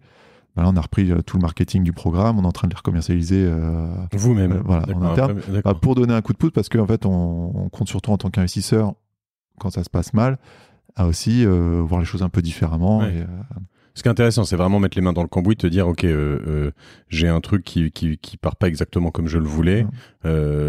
J'ai acheté un bien immobilier. Si tu l'avais acheté tout seul, voilà. Tu dis je dois le vendre, bah je vais faire des belles photos, je vais faire un beau logo, je vais faire un beau machin, un beau titre. Donc on vient d'appeler WeFlash. et donc après, maintenant, c'est un boulot plutôt de manager, mais on a une bonne équipe qui s'est bien structurée. Vous êtes combien ? On arrive une quarantaine maintenant. D'accord. Voilà. Donc on a un nouveau directeur des opérations, on a une équipe qui monte, une équipe d'investissement qui devient très autonome et qui est vraiment une bonne équipe d'investissement. Vous cherchez des profils là ? On cherche toujours des profils. D'accord. Quel type ? Des devs. Des devs. Non, on a forcément des devs. On a une bonne équipe technique aussi qui s'est structurée. On a plein d'enjeux d'industrialisation. Des équipes d'investissement qui grossissent aussi, que ce soit côté société de gestion ou côté plateforme. D'accord. On recrute des gens aussi en marketing et communication financière. Enfin voilà. D'accord. Il y a pas mal de recrutements en cours. Cool. Et vous allez... c'est quoi les prochaines étapes d'Anaxago ? Vous voulez l'emmener où Nous, la vision, c'est de créer un groupe financier plutôt intégré. On estime que si on est juste une plateforme de crowdfunding, on est une feature, c'est-à-dire qu'on est une solution qui doit être intégrée à terme dans un pool de services bien plus large. Aujourd'hui, on a suffisamment d'idées, suffisamment de leviers de croissance pour se dire qu'on peut vivre seul de manière indépendante aussi, sans être dans un groupe bancaire intégré. Donc tant qu'on y arrive, tant qu'on a les idées et les réservoirs de croissance, on y va. C'est 1 milliard sous actif, quoi. Va falloir aller chercher les 1 milliard d'encours, va falloir aller chercher un petit métier de banque d'investissement aussi. C'est-à-dire quand on accompagne des opérateurs pour se structurer sur des opérations de maintenant 5, 10, 20 millions d'euros et qui viennent nous voir pour nous dire comment je peux structurer mon capital parce que j'ai plein de sujets différents. On a à la fois un métier de gestionnaire d'actifs, un métier d'un peu de banque d'investissement, banquier d'affaires, un métier de conseil auprès de nos investisseurs. Donc, comment je crée un patrimoine ? J'ai 25 ans, comment je m'assure d'avoir 300, 400, 1 million de patrimoine dans 10 ans, 15 ans ? Comment je peux faire ? Ça, tu peux poser la question sur la place, personne ne t'apportera la réponse. Donc voilà, il y a des questions complexes auxquelles on aimerait bien répondre. Ce qui est j'en ai déjà parlé une ou deux fois, peut-être avec, je sais plus, c'était Marc Fiorentino, mais un des vrais sujets d'entrepreneur, c'est-à-dire de l'entrepreneur qui a créé sa boîte à 22 ans comme toi et qui à 29 en fait t'as tout dans sa boîte en fait, et demain tu la plantes et t'as rien, et de temps en temps tu réussis à faire un petit achat immobilier, tu réussis à faire des petites choses, mais déjà c'est pas facile parce que quand tu vas voir un banquier et que t'es entrepreneur, déjà ça y a des grosses lumières rouges qui s'affichent un peu pour lui. Exactement.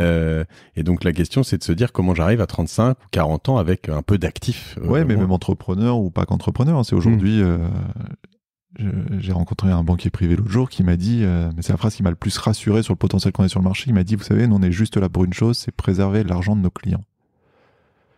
Et c'est pas prendre de risque, c'est pas l'optimiser, c'est juste le préserver. Et c'est une promesse en soi, parce que les gens qui ont une fortune ne veulent pas la perdre. Et on dit, en fait, il y a tout un marché, c'est-à-dire que personne n'est là, et potentiellement ce sont les gens les plus compétents que tu as en gestion de fortune, en family office. Mais il faut déjà avoir beaucoup d'argent. Et donc on essaye de mettre un peu de cette expertise au service des gens qui veulent se créer un patrimoine. Donc c'est offrir plus de produits aussi. On ne va pas pouvoir ouvrir que des produits très risqués, parce qu'il faut pouvoir investir, comme tu le disais, 200, 300, 500 euros par mois, faire des effets de levier dessus ou autre. Voilà. Et de l'autre côté, si je suis entrepreneur, moi, pourquoi j'ai plutôt intérêt à passer par un Axago plutôt qu'ailleurs pour me financer? Est-ce qu'il y a est-ce qu'il y a Moi, je crois pas je crois beaucoup à l'intuitif personnel. C'est-à-dire à se dire, aujourd'hui, je viens voir un accès. Enfin, si moi j'étais... Nous, quand on a fait notre levée de fonds, on s'est posé la question la deuxième, on s'est dit, est-ce qu'on va avoir des fonds, etc. On est farouchement attaché à notre indépendance et on se dit que voilà, c'est notre agenda et c'est pas celui d'un investisseur. Donc on a l'agenda de tous nos investisseurs privés, mais c'est assez clair avec eux. Et on va s'arranger pour trouver la liquidité quand ils le voudront, etc. Donc, vous voulez déjà être assez indépendant. Après, c'est une question d'intuition personnelle. C'est-à-dire qu'on a beaucoup de participations avec lesquelles on a un grand plaisir à travailler. J'espère que c'est toujours le cas avec WeFlash, mais en tout cas, voilà, on s'est mis autour de la table, on a réfléchi, on a vu qu'il y avait une émulation, on pouvait apporter des solutions ou pas. Enfin, voilà. Et on avait envie d'accompagner l'équipe. On pense que c'est la première différence. Après, tout le monde a de l'argent. Potentiellement, on n'est pas l'investisseur qui va investir le plus. Mais si tu veux toucher une population assez large, si tu veux tester ton produit si tu veux avoir un investisseur qui est actif, mais qui va pas avoir 30%, 40%. Enfin voilà, c'est une autre démarche aussi. On est actif sans être envahissant. Et après, c'est un challenge aussi quand tu fais de l'immobilier, par exemple, de travailler avec nous parce que potentiellement, on a rencontré 1200 opérateurs immobiliers. Ouais. Donc, on a un réseau très large, très vaste. Donc, il peut y avoir aussi pas mal de synergies. Mais après, je n'ai pas la prétention de dire qu'on est le meilleur investisseur de la place. Pas encore prouvé. On doit chercher à vous racheter un petit peu, non ? Oui, mais pour nous, c'est pas le sujet aujourd'hui. Tant qu'on a des idées et de l'énergie, c'est pas l'idée. Et du coup, comment t'organises cette vie là ? On parlait de tous ces métiers, toutes ces choses-là. Tu bosses comme un ouf, nuit, jour, week-end, soir, matin. Objectivement pas mal, ouais. Enfin, on bosse pas mal, puis c'est aussi c'est la vitesse à laquelle on veut aller, hein, donc c'est nous qui mettons le curseur. Donc, j'ai fait des signatures à 7h du matin chez Anaxago, je tiens à le préciser. Voilà, on peut signer tôt ou tard, c'est pas une fin en soi, mais en tout cas... Il y avait des croissants et du champagne à la fin, avant et du champagne après. Voilà, à 7h, en général, c'est sympa. À partir de 8h30, c'est le champagne. Non, on essaye de... On a peut-être un trouble, un petit problème de temps, de rapport au temps, donc on essaye d'aller assez vite et on fait les choses... assez complexe. En tout cas, on a des populations assez exigeantes. Il faut qu'on soit au niveau du meilleur investisseur de la plateforme. C'est le plus exigeant. Donc, quand on fait un reporting sur 200 participations, ça, c'est encore un des gros sujets pour nous, c'est comment on industrialise la qualité. Donc, des tips... Non, c'est éviter... Alors, j'essaye aujourd'hui de beaucoup éviter les rendez-vous. Enfin, en tout cas, de beaucoup former l'équipe pour être en mesure d'être réactif sur viser des entrepreneurs, viser des rencontres, parce que tout le monde veut nous rencontrer forcément. Et donc, c'est comment on arrive à structurer une très bonne équipe d'investissement qui sont en mesure de prendre des positions rapides sur des dossiers parfois complexes. Donc, il y a beaucoup de travail en formation, beaucoup de travail en management, forcément. Le lundi et le vendredi, par exemple, c'est que dédié aux équipes. D'accord. Donc, voilà, avoir des plages horaires un peu systématiques. C'est travailler beaucoup avec les équipes. Alors, quand on regarde... C'est important, ce que tu dis. C'est-à-dire que le lundi et le vendredi, tu prends pas de rendez-vous. Non. D'accord. Externe, quoi. Non, pas de rendez-vous. Pas de rendez-vous externe. Essayer de s'y tenir. Et après, c'est quand on regarde. J'aime beaucoup regarder comment fonctionnent les hommes politiques, parce que finalement, c'est des institutions qui fonctionnent. Alors, on peut dire qu'il y a des biais externes, mais ça fonctionne plutôt bien en termes d'organisation et parfois d'exécution, sauf aléa. Évidemment, ils partent par des feuilles de route. On entend tous les ministres ont des feuilles de route et avec des objectifs à atteindre, etc. Les objectifs sont assez clairs. J'aime bien fonctionner comme ça. C'est avec les équipes. Être certain qu'il y ait une vision pour chaque manager, une vision de son pôle comme si c'était une business unit indépendante. C'est quoi concrètement une feuille de route Une feuille de route, c'est concrètement, je dois écrire ma vision. Ça, je suis obligé de... Alors, nous, on passe par... Sur combien de temps Sur 12, 18, 24 mois. En tout cas, il faut que j'arrive à... Alors, c'est des outils de management qui sont peut-être un peu dépassés, mais par exemple, le BAG, c'est le Big Area Audacious Goal. C'est est-ce que je suis en mesure de verbaliser vis-à-vis de mes équipes un objectif un peu fou, un peu ambitieux, mais qui reste atteignable, pour que je puisse dire dans 24 mois, je serais hyper fier si on est arrivé là. Donc, c'est déjà passé par cette étape de vision, mais pour tous les managers. Parce qu'on estime que, voilà, il faut que... Là, c'est important dans la culture d'entreprise d'avoir une culture de l'ambition. Et ensuite, c'est dire, je définis mes objectifs concrets. Donc ça, c'est un budget. Et ensuite, je vais déployer une vraie notion de stratégie. C'est quelles ressources et compétences je vais déployer en vue d'atteindre mes objectifs. Et donc, on passe par toute cette phase-là pour avoir ensuite un plan d'action. Mais le plan d'action vient à la fin. Et donc, sur le mois de novembre-décembre, c'est un gros travail dessus. Et ça, à tous les échelons du management, parce qu'on a une structure qui est aussi assez horizontale. Et ensuite, c'est le suivi des feuilles de route, parce que c'est très facile de se faire dévier. Et ça, c'est un challenge un peu de tous les instants, c'est de se faire dévier, c'est de pas partir dans un modèle trop collaboratif dans lequel... Et tu le suis à quel stade ? C'est hebdo, mensuel ? Hebdo, on a des comités exécutifs toutes les 2 semaines. D'accord. Et je lis un bouquin en ce moment, ça fait longtemps, mais je l'ai repris là, qui s'appelle Mastering the Rockefeller Habits, qui est, je crois, pas mal respecté par pas mal d'entrepreneurs, de start-upers en tout cas, qui dit que les objectifs à moyen terme, en gros, ne servent à rien. En gros, soit tu as du long terme, plutôt 20 ans, 15-20 ans, qui te projette, qui est un peu le rêve, voilà, et le court terme qui est plutôt 3 voire 6 mois, mais quasiment pas au-delà. En gros, se dire, si t'as pas d'objectif court terme, tu navigues à vue, tu pédales dans la semoule, quoi. Si t'as pas de rêve finalement, tu te projettes très loin, et ça revient un peu à ce que tu disais par rapport à tes thèses, à tes 5 points d'investissement, et voilà, au fait que finalement il faut savoir au jour le jour, à la semaine, au mois le mois, ce que tu vas faire dès que tu vas avoir l'argent. Il faut savoir où tu veux aller très loin. En fait, tout ce qui est entre les deux, c'est un truc qui est très vague, et exactement. Tu peux te perdre énormément. On a vu ça beaucoup avec les équipes d'ingénieurs, c'est-à-dire qu'ils font de la gestion de projet, donc c'est simple, il y a un point A, il y a un point B, et une fois que le projet est arrivé ou que la techno est sur le marché, on se rend compte que en fait, ces équipes-là sont un peu perdues, ou peuvent être perdus, enfin je fais pas de généralité, mais peuvent être perdus parce que finalement il n'y a plus de point B concret. Il faut écrire une vision, il faut écrire un plan d'action commercial, il faut écrire des objectifs, et d'un coup ça change, alors que finalement ce sont des gens qui sont excellents dans la gestion de projet au day-to-day. Mais en tout cas, quand on repasse dans cette phase de développement commercial, de gestion de management, etc., il y a plein de sujets différents. Des micro-itérations qui ne sont pas des grosses... Exactement. D'accord. Et donc, ce qu'on essaye de faire, et faut qu'on s'améliore encore, c'est de réussir on aime beaucoup la notion de bon sens paysan. C'est-à-dire, il y a des gens qui font rien, sans lever 25 millions d'euros, qui font énormément de choses, des boîtes hyper pragmatiques, etc. Et on cherche cette efficacité-là. Mais... dans la même tendance, je viens de finir hier le 12 Week Year. C'est comment finalement définir ses objectifs. 12 Weeks year. Ok, d'accord. C'est comment tu arrives à finalement oublier tes objectifs, ton budget annuel, et fonctionner qu'en itération de 12 semaines, qui permet d'être beaucoup plus focus, et d'éviter le rallye du dernier trimestre dans lequel tout le monde est hyper actif, mais finalement, en troisième trimestre, un peu perdu. Ouais, ça revient quasiment, on est dans les mêmes univers. Je mettrai les références de ces 2 bouquins. T'as d'autres livres comme ça qui t'ont marqué? Principle. Ray Dalio. Ouais. Ray Dalio, mais Ray Dalio, mon idole. J'exagère, non, c'est un psychopathe. C'est un vrai psychopathe. C'est un psychopathe. Alors voilà, je pense que tout n'est pas tout n'est pas transposable, mais en tout cas être en mesure de valoriser la transparence, valoriser l'échange, la performance, en tout cas dans le monde de l'entreprise.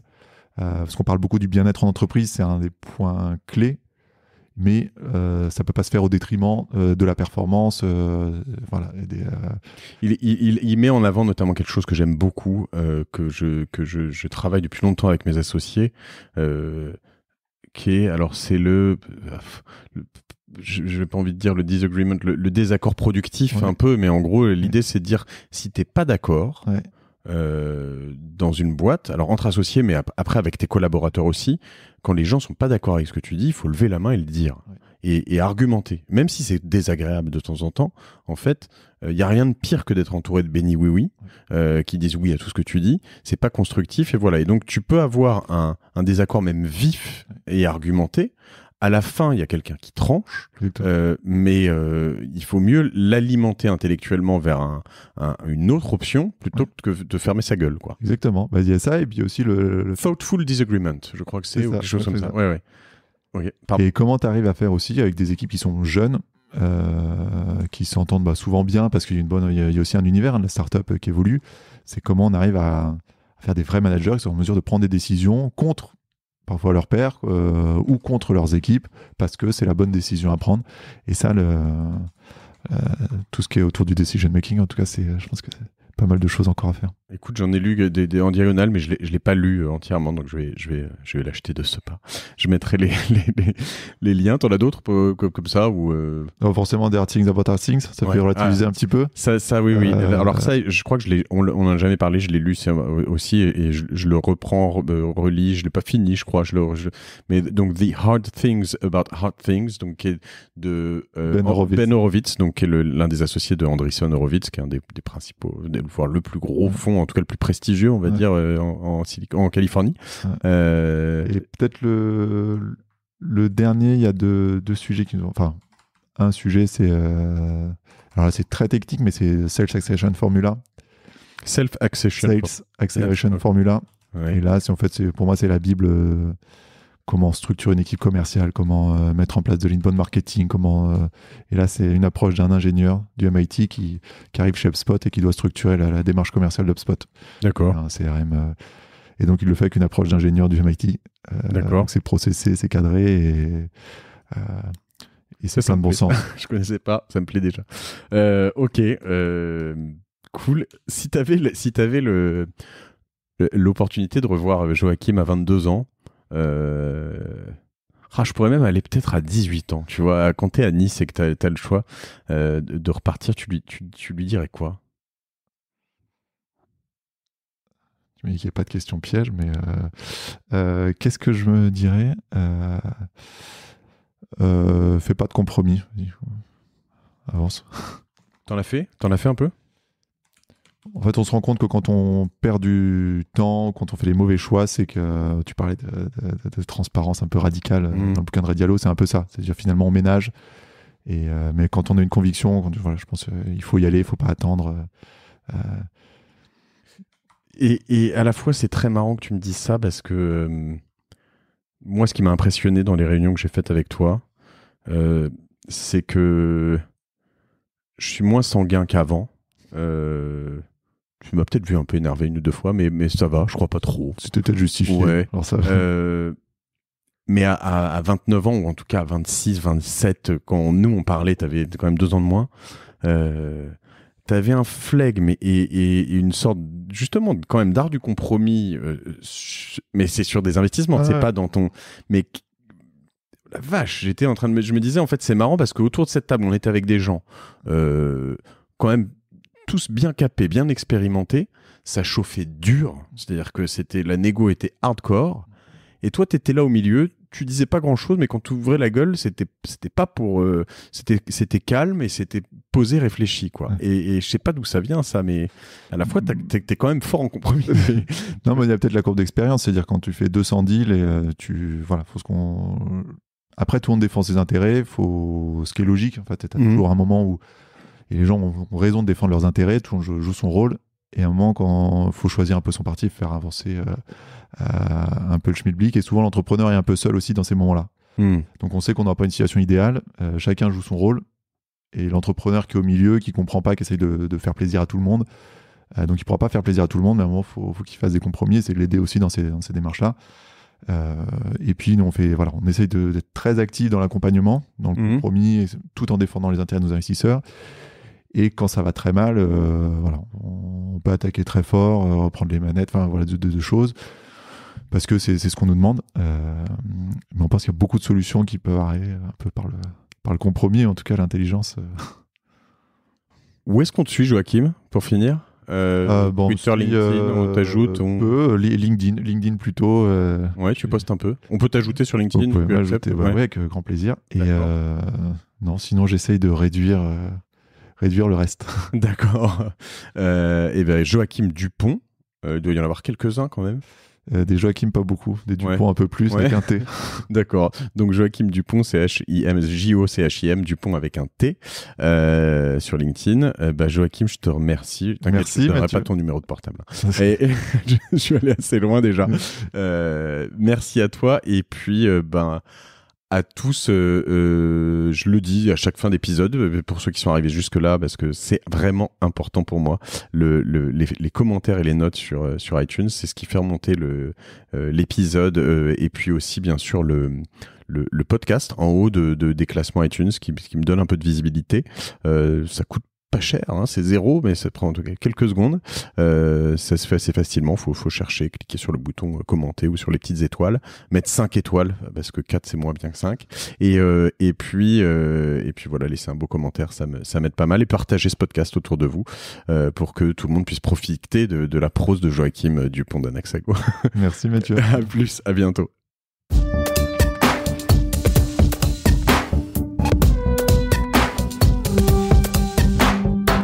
Merci d'avoir écouté Génération Do It Yourself.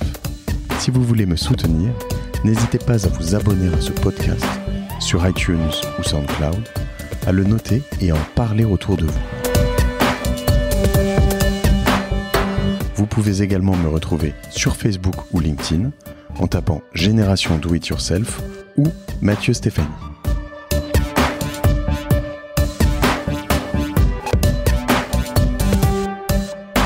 Merci à Cosa Vostra pour la production de ce podcast. L'habillage musical est issu du morceau Night Owl de l'artiste Broke for Free.